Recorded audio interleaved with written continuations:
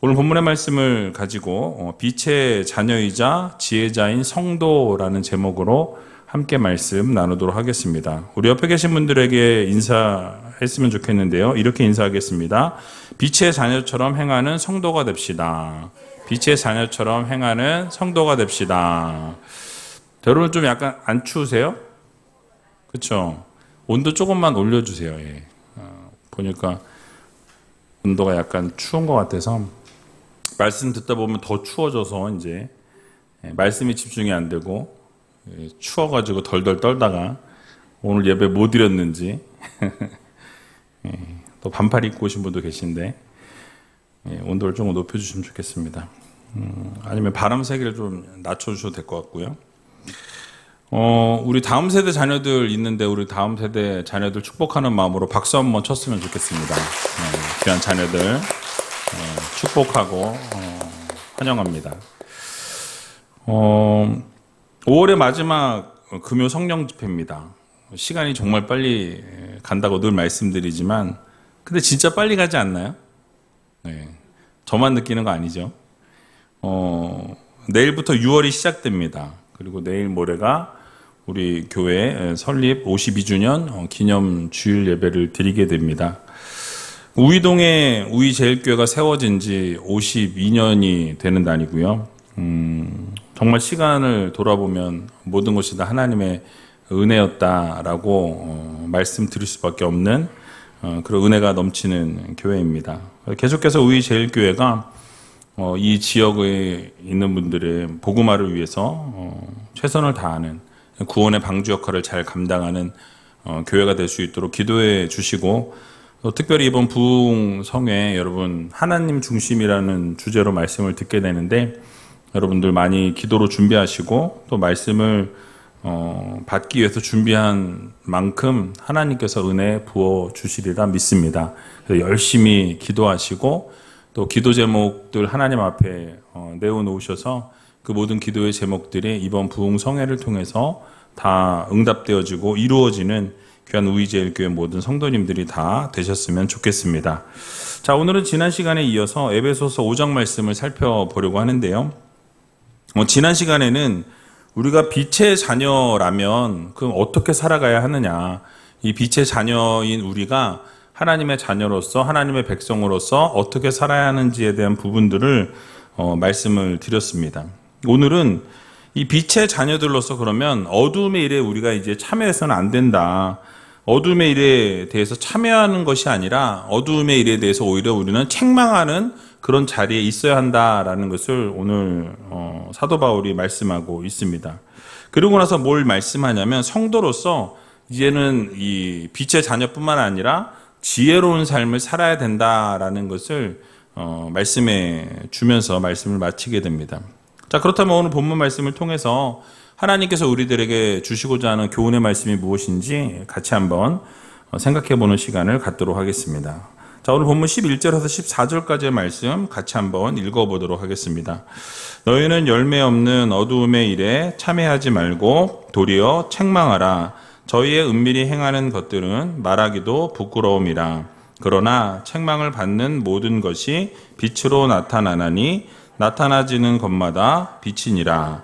그러므로 이르시기를 잠자는 자여 깨어서 죽은 자들 가운데서 일어나라. 그리스도께서 내게 빛이시리라 하셨느니라. 아멘. 자, 사도 바울은 지금 성도들이 이 세상을 향해서 어떤 자세를 취해야 하는지에 대한 부분을 설명해 주고 있습니다. 여기서 핵심 내용은 무엇이냐면 어두운 세상을 향해서 너희가 그 어두움의 자세로 살아가는 것이 아니라 그들을 향해서 책망하는 자세로 서 있어야 한다라는 것을 강조하는 것을 보게 되죠. 그러니까 올바른 책망을 할 수 있는 성도가 되어야 한다라는 말씀이에요. 이제 예수 그리스도로 말미암아서 이 어두움에서 이제는 너희가 빛으로 변화되었다라고 선포했습니다. 그러면 가장 먼저 나타나야 되는 것은 무엇입니까? 어두움에 관계된 일이 아니라 이제는 빛과 관계된 사역과 빛과 관계된 일들이 너희를 통해서 나타나야 한다라는 것을 말씀하고 있죠. 그래서 깊이 어두움에 여전히 있는 사람들에게 이 빛의 자녀들인 너희가 책망을 해야 한다라는 것을 말씀하고 있는 것이죠. 즉 그들이 얼마나 하나님 앞에서 그릇된 모습으로 서 있고 또 그러한 삶이 결국 어떠한 불행한 결과를 가져다 주는지에 대한 부분들을 분명하게 지적해 줘야 한다라는 것을 강조하고 있는 것입니다.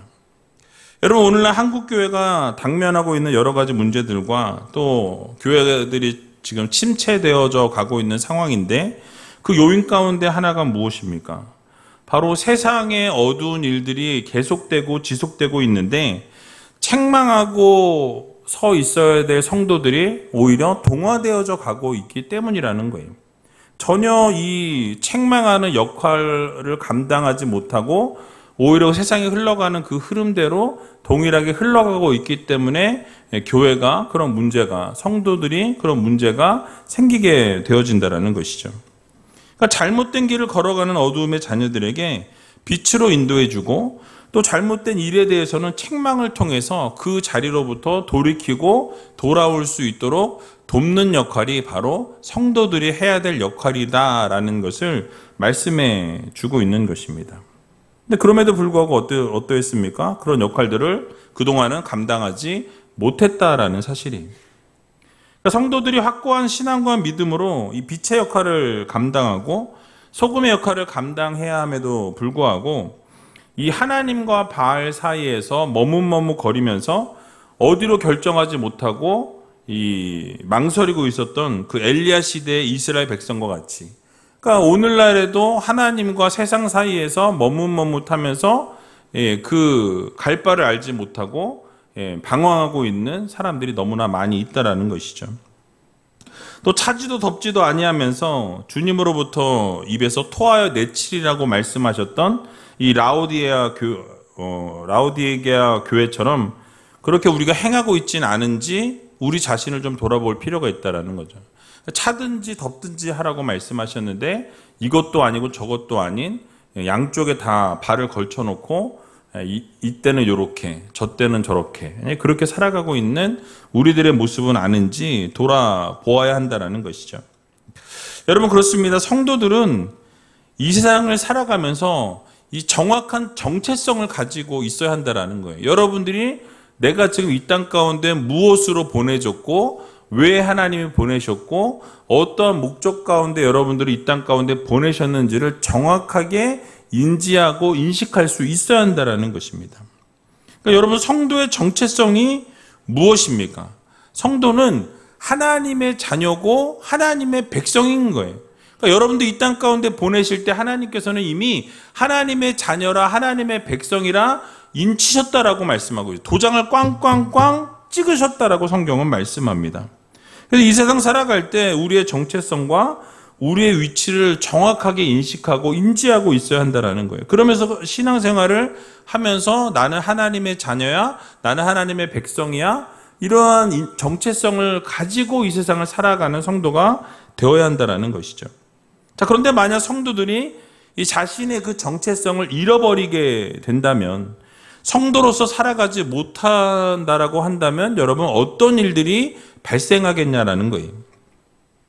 하나님과 세상 사이에서 머뭇머뭇거리면서 이렇게 하지도 못하고 저렇게 하지도 못하는 그런 상황에 놓이게 되는 것이죠. 차지도 덥지도 않은 그런 세속적인 믿음을 가지고 이 세상을 살아가게 된다라는 것입니다. 근데 그렇게 되다 보면 어떻게 됩니까? 불신자들과 성도들을 구분하기가 어려워진다라는 거예요. 성도는 빛의 역할을 감당하고 소금의 역할을 감당하고 하나님의 자녀로서 하나님의 백성으로서의 사역들을 감당해야 되는데 세상에서 세상과 동일하게 살다 보니까 어떻게 되어집니까? 구분하기가 어렵다라는 거예요. 빛으로 소금으로 살아가야 되는데 빛이 비춰지지 못하고 짠맛을 내지 못하다 보니까 구별된 삶을 살아가기가 어렵다라는 사실이에요. 그러니까 어떻게 됩니까? 결국 성도들이 열매를 맺지 못하게 된다라는 거예요. 그래서 열매 없는 어둠의 일에 참여해야 하는 그런 일들이 발생하더라라고 오늘 성경 본문은 말씀하고 있는 것입니다. 여러분, 예수님께서 입만 무성했던 무화과 나무를 바라보시면서 뭐라고 말씀하셨습니까? 마태복음 21장 19절인데요. 같이 한번 읽어보도록 하겠습니다. 길가에서 한 무화과 나무를 보시고 그리로 가사 잎사귀 밖에 아무것도 얻지 못하시고 나무에게 이르시되 이제부터 영원토록 내게 열매가 맺지 못하리라 하시니 무화과 나무가 곧 마른지라. 아멘. 자, 여러분 되게 무서운 말씀이에요. 그죠? 무화과 나무의 정체성은 뭡니까? 무화과 나무는 열매를 맺어야죠. 무화과 나무가 무슨 장을 만들겠습니까? 그걸로? 아니면 무화과 나무가 뭘 하겠어요? 무화과 나무는 열매를 맺어야 하는 정체성을 가지고 목적을 가지고 이 땅에 왔다라는 거예요. 그러면 뭘 해야 됩니까? 열매를 맺어야죠. 예수님께서 그 무화과 나무에 가까이 가셨더니 무화과가 있었어요? 없었어요? 무화과가 하나도 없었다라고 말씀합니다. 그럼 예수님께서 저주하시게 되는 것을 보게 되죠. 열매를 맺지 못하게 될 때 잎만 무성한 이 무화과 나무를 보시면서 예수님께서는 뭐라고 말씀하십니까? 이제부터 영원토록 내가 열매를 맺지 못하리라 말씀하시고 선포하실 때 그 나무가 어떻게 되어져요? 잎이 말랐다라고 말씀합니다. 나무가 곧 말라버렸다라고 말씀하고 있어요. 그러니까 여러분 이 무화과 나무처럼 우리가 이 세상 가운데 살아가면서 우리의 정체성을 잃어버리게 되면 이 무화과 나무와 같이 동일한 삶을 살아갈 수밖에 없게 된다라고 말씀합니다. 그러니까 결국 우리를 이 땅 가운데 보내신 것은 하나님의 자녀요 하나님의 백성으로 이 땅 가운데 보내셨다라는 거예요. 그러니까 여러분들이 하나님의 자녀로 하나님의 백성으로 부르셨고 그리고 세상 가운데서는 빛과 소금의 역할을 감당하라고 보내셨기 때문에 우리는 어떻게 살아가야 합니까? 그 정체성을 가지고 빛을 비추면서 짠맛을 내면서 부패를 방지하면서 하나님이 기뻐하시는 열매를 맺는 삶을 살아가는 성도들이 되어야 한다는 사실이. 여러분 그래서 우리가 정체성을 잃어버리게 되면 어두운 세상과는 점점 가까운 삶을 살아갈 수밖에 없고요. 결국은 구별이 어려워져서 어두움에 참여하는 결과를 낳을 수밖에 없다라고 오늘 성경은 말씀하고 있습니다. 우리가 늘 들어왔지만 말씀드린 것처럼 우리는 세상의 빛이요 세상의 소금이라고 분명히 우리 주님께서 말씀하셨어요. 근데 여러분 빛을 내지 못하고 여러분 소금의 맛을 짠맛을 내지 못하면 결국 어떻게 되겠습니까? 아무짝에도 쓸모가 없다라는 거예요. 그러니까 마태복음 5장 13절에 보니까 이렇게 말씀합니다. 같이 한번 읽어보도록 하겠습니다. 너희는 세상의 소금이니 소금이 만일 그 맛을 잃으면 무엇으로 짜게 하리요? 후에는 아무 쓸데없어 다만 밖에 버리워 사람에게 밟힐 뿐이니라. 아멘. 자, 여러분 소금이 맛을 잃으면 뭐래요? 아무 쓸데없어서 밖에 버리워서 사람들에게 밟힐 뿐이다 라고 말씀하고 있어요. 그러니까 하나님께 버림받는 것이 먼저가 아니라 세상 가운데서 소금이 소금의 역할을 감당하지 못하면 세상 사람들로부터도 어떻게 된다? 외면을 당한다라고 말씀하고 있어요. 그러니까 성도가 성도로 서 있지 못하고 교회가 교회로 서 있지 못하게 되면 세상이 먼저 그것을 안다라는 거예요. 그리고 결국 그것을 알게 된 세상 사람들이 그 교회를 비난하게 되고 결국 그 교회를 외면하게 되고 그 성도를 외면할 수밖에 없다라고 성경은 우리들에게 교훈해주고 있는 것입니다. 여러분 그러므로 성도들이 어떻게 이 세상을 살아가야 하겠습니까? 오늘 본문에 말씀하고 있는 것처럼 세상의 어두움을 책망하는 위치에 서 있는 성도들이 되어야 한다라는 거예요. 그래서 여러분 여기서 근데 책망한다라고 이렇게 본문이 말하니까 막 세상을 비난하고 손가락질하고 막 위에서 아래로 막 내려다보면서 이렇게 막 혼내는 막 이런 거를 우리가 상상하게 되는데 여러분 여기에 본문에 나오는 그 책망한다는 의미는 그런 의미가 아니에요. 여기서 책망한다라는 것은 세상을 향한 어떤 비난이나 어떤 정죄나 막 우리가 책망하는 그런 모습을 말씀하는 것이 아닙니다. 그러니까 예수님의 경우를 보시면 될 것 같아요. 여러분 예수님께서 그 유다 이스라엘 민족들이 세리를 어떻게 생각했습니까? 죄인들을 어떻게 생각했죠? 창기들을 어떻게 생각했어요? 그 사람들은 몹쓸 사람들이고 상종하지 못할 사람이라고 생각했지만 예수님께서는 어떻게 하셨습니까? 그들을 안아주셨고 그들과 친구가 되어주시는 것을 우리는 보게 되죠. 그러니까 제자들과도 친구처럼, 때로는 스승처럼, 때로는 그들의 정말 아버지처럼 그렇게 그 제자들을 이끌어 가시는 것을 보게 되죠.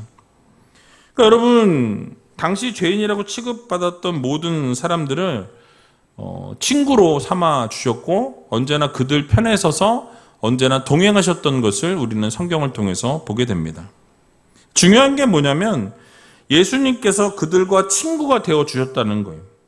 근데 친구가 되어 주셨지만 그 친구가 되는 과정 가운데에서 예수님이 그들과 동화되셨냐라는 거예요.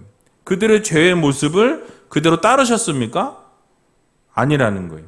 함께 하셨고 친구가 되어 주셨지만 그 죄된 모습 가운데 흡수된 것이 아니라 오히려 그들이 예수님의 빛의 모습을 보고 어떻게 됩니까? 그들이 회개하게 되고 돌이키게 되는 것을 우리는 성경을 통해서 보게 되는 것이죠. 그러니까 그들을 주님께서 엄격하게 비난하시거나 정죄하시거나 책망하신 것이 아니었다라는 거예요. 오히려 온화하게 주님은 다가가셨고 그들의 친구가 되어주셨고 그들의 필요를 채워주시는 것을 우리는 성경을 통해서 보게 된다라는 거예요. 하지만 그들은 어떻게 되어집니까? 그렇게 다가옴을 경험했던 그들은 변화되어지는 것을 우리는 보게 되죠. 그러니까 자신들 스스로가 부끄러워했던 것을 우리는 보게 됩니다. 예를 들어서 세리장이었던 삭개오의 회심을 보게 되면 그 예수님께서 어떤 정죄나 어떠한 비난을 이 삭개오에게 쏟으시는 것을 볼 수 없다라는 거예요. 그러니까 여러분 어떻습니까? 삭개오가 예수님을 보고자 뽕나무 위에 올라가는 것을 보게 되죠. 예수님께서 삭개오 앞에 오셔서 뭐라고 하십니까? 내가 오늘 너희 집에 유하여야 하겠다, 함께 해야 하겠다, 시간을 같이 보내야 되겠다 라고 말씀하신 것밖에 없어요. 그러자 그가 뛰어내려와서는 어떻게 합니까? 뭐라 그래요? 내가 여태껏 가진 모든 소유의 절반을 사람들에게 나눠주겠습니다 라고 이야기해요. 그리고 또 뭐라 그러죠? 내가 토색한 것이 있으면, 내가 속여서 이익을 거둔 게 있으면 4배를 내가 갚겠습니다 라고 이야기하는 것을 보게 됩니다. 그러자 예수님 뭐라고 말씀하시죠? 오늘 구원이 이 집에 임하였다라고 말씀하세요. 그러면서 삭개오도 아브라함의 자손이다라고 선포하시는 것을 우리는 성경을 통해서 보게 된다라는 것이죠. 여러분 이 과정을 보게 되면 예수님께서 삭개오를 비난하시거나 정죄하시거나 책망하는 모습은 전혀 찾아볼 수 없다라는 거예요. 그렇게 하지 않으셨지만 예수님께서 삭개오의 집에 머물겠다, 너와 함께하겠다라고 말씀하실 그때에 삭개오는 어떻게 되어졌습니까? 완전히 변화되기 시작했다라는 거예요. 자신의 어두운 과거를 이제는 청산하기로 마음을 먹고 어떻게 합니까? 주님 앞에서 그 모든 것을 내려놓기로 작정하고 자기가 앞으로 어떻게 살아가게 될 것을 약속하는 것을 우리는 성경을 통해서 보게 되는 거죠. 여러분 중요한 게 뭡니까? 예수님께서 비난하거나 책망하거나 정죄하신 것이 아니라 함께 하실 때 예수님을 인격적으로 만나게 될 때 그의 삶이 바뀌었다라는 거예요. 삭개오의 삶이 완전히 변화되어졌다라는 것입니다.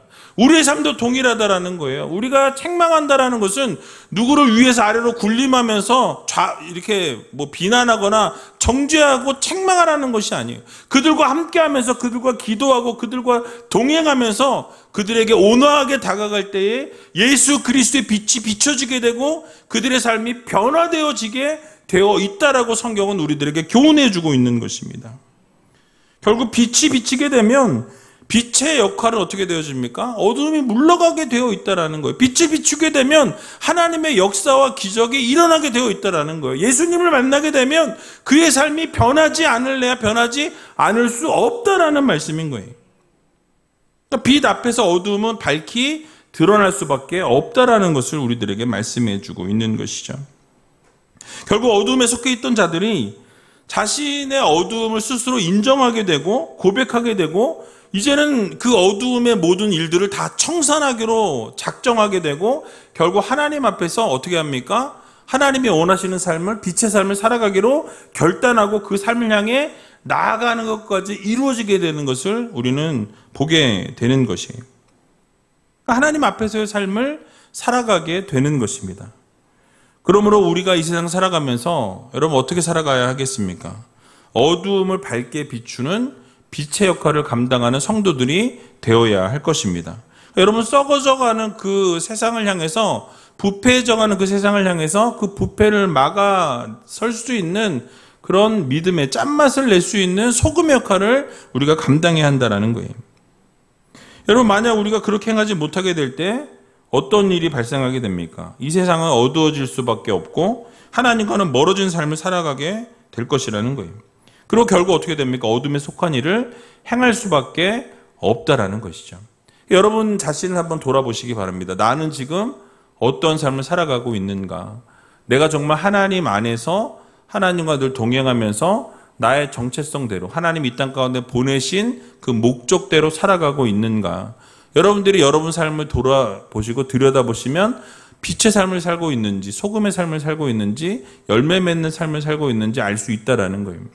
그래서 여러분 이 사실을 마음 깊이 새기시고 결국 어둠에 속한 일들을 추구하며 살아가는 우리가 아니라, 어둠의 일들은 열매를 절대로 맺을 수가 없어요. 열매를 물론 맺겠죠. 어둠의 열매들을 맺게 됩니다. 그런데 하나님이 원하시는 것은 빛의 열매, 성령의 열매, 하나님이 기뻐하시는 열매를 맺어야 된다라는 이 사실을 기억하시고 날마다 빛을 비추고 맛을 내며 살아갈 수 있는 저와 여러분들이 다 되시길 주님의 이름으로 간절히 축원드립니다. 자, 그러면서 사도 바울은 또한 뭘 강조합니까? 바로 지혜자로서의 삶을 살아갈 것을 교훈하는 것을 보게 됩니다. 오늘 15절 말씀인데요. 같이 한번 읽어보도록 하겠습니다. 그런즉 너희가 어떻게 행할 것을 자세히 주의하여 지혜 없는 자 같이 말고 오직 지혜 있는 자 같이 하여. 아멘. 자, 이 세상 살아가는 데 있어 가장 중요한 게 뭐라고 말씀하죠? 지혜라고 말씀합니다. 지식이 아니에요. 그러니까 어떤 knowledge, 어떤 지식 이런 걸 얘기하는 게 아니라 wisdom, 그러니까 지혜를 말씀합니다. 지혜롭게 살아가는 것을 하나님이 말씀하고 계신다라는 거예요. 그러니까 여러분 지혜 없는 자 같이 말고 오직 지혜 있는 자 같이 하라고 말씀하는데, 자 그러면 지혜 있는 자는 누구입니까? 바로 지혜 있는 자는 누구냐면 성도들을 말씀하고 있어요. 그러니까 하나님의 자녀요, 하나님의 백성인 성도들이 모두 하나님의 능력이자 하나님의 지혜라고 명확하게 성경을 말씀하는 것을 보게 됩니다. 고린도전서 1장 24절 말씀인데요. 같이 한번 읽어보도록 하겠습니다. 오직 부르심을 입은 자들에게는 유대인이나 헬라인이나 그리스도는 하나님의 능력이요 하나님의 지혜니라. 아멘. 자, 무슨 말씀하고 있습니까? 예수 그리스도를 믿는 우리들은 모두 지혜자라고 말씀하고 있어요. 왜냐하면 우리 예수님께서 모든 성도들의 지혜가 되시기 때문에 그렇습니다. 그러니까 우리 예수님을 통해서 세상에 알지 못하는 이 세상의 시작과 끝을 우리가 알고 있는 성도들이라는 거죠. 그러니까 여러분 우리의 끝이 무엇인지 여러분 다 아시잖아요. 그죠? 우리의 끝은 무엇입니까? 지옥이요?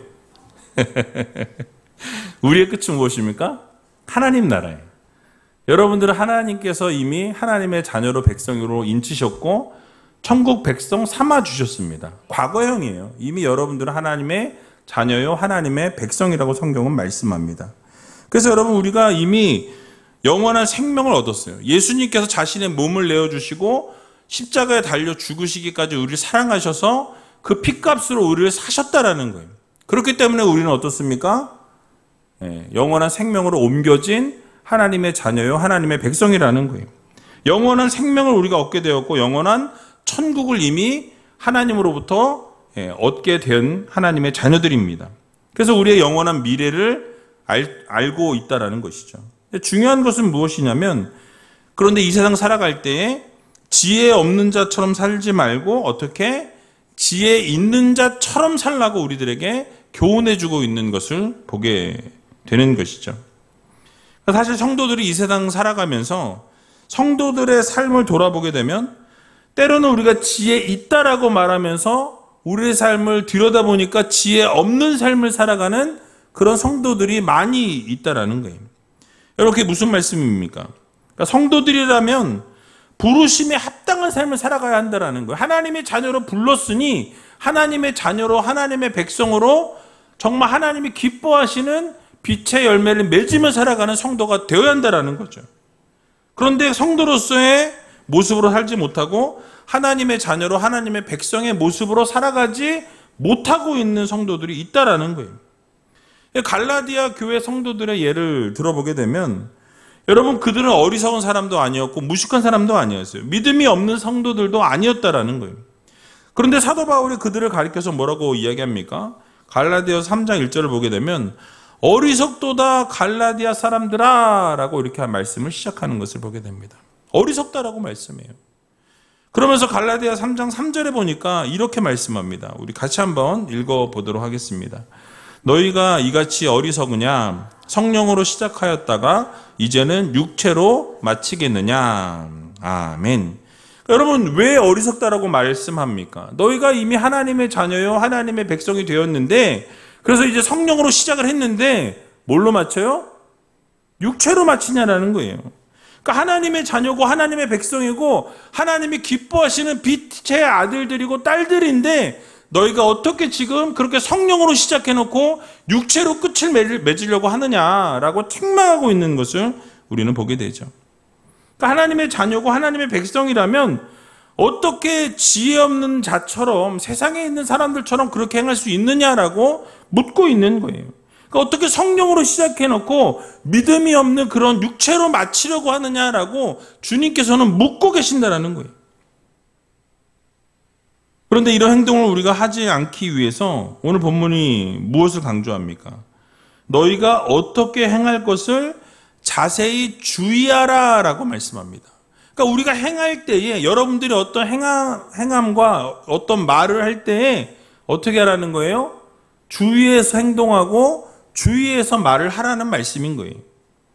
그러니까 우리가 지혜 있는 자로서 행해야 함에도 불구하고 지혜 없는 자같이 행하고 지혜 없는 자같이 말하는 때가 있는데 그렇게 하지 말라고 우리들에게 교훈해주고 있는 말씀입니다. 그러니까 지혜 없는 자같이 행하게 되는 가장 큰 요인은 무엇입니까? 우리가 어떻게 행해야 되는지 주의 깊게 생각하지 않고 주의 깊게 행동하지 않기 때문이라는 거죠. 그러니까 우리가 행동을 함에 있어서 섬세하게 우리 자신을 들여다보고 그것을 점검해보고 관찰해 보면서 해야 될 말과 하지 말아야 될 말, 내가 해야 될 행동과 하지 말아야 될 행동들을 구분해서 살아가야 한다는 거예요. 그러니까 지혜롭게 이것을 판단하여서 행하는 성도들이 되어야 한다는 말씀입니다. 그러니까 아무리 사소해 보이는 행동과 몸가짐이라 할지라도 성도들은 깊은 관찰과 검증과 주의가 요구되어진다는 것이에요. 그러니까 여러분들이 어떤 말을 하거나 어떤 행동을 하게 될 때 하나님을 섬기는 그리스도인으로서 그것이 합당한 것인지 아닌지를 우리가 분별할 수 있어야 한다는 거예요.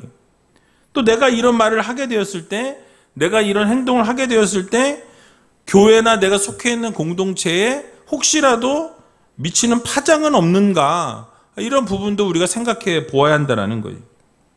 뿐만 아니라 내가 이 말을 했을 때, 내가 이 행동을 했을 때 혹시라도 하나님의 영광을 내가 가리는 것은 아닌가라는 것을 생각해보고 주의하여서 살펴본 이후에 우리가 말을 하거나 행동을 하는 믿음의 성도들이 되어야 한다라고 교훈하고 있는 것입니다. 그러니까 이러한 모든 과정들을 충분히 여러분들이 거쳐보고 검증하고 자세하게 주의하여 본 이후에 여러분들이 말을 하고 행동을 하는 것이 지혜로운 하나님의 자녀들이라고 우리들에게 교훈해주고 있다는 거예요. 그러므로 이 세상 살아가는 날 동안에 여러분 하나님 앞에서 하나님의 자녀로 백성으로 또 지혜자로 살아가시고 지혜자처럼 말하시고 또 지혜자처럼 그렇게 행동할 수 있는 저와 여러분들이 다 되시길 주님의 이름으로 간절히 축원드립니다.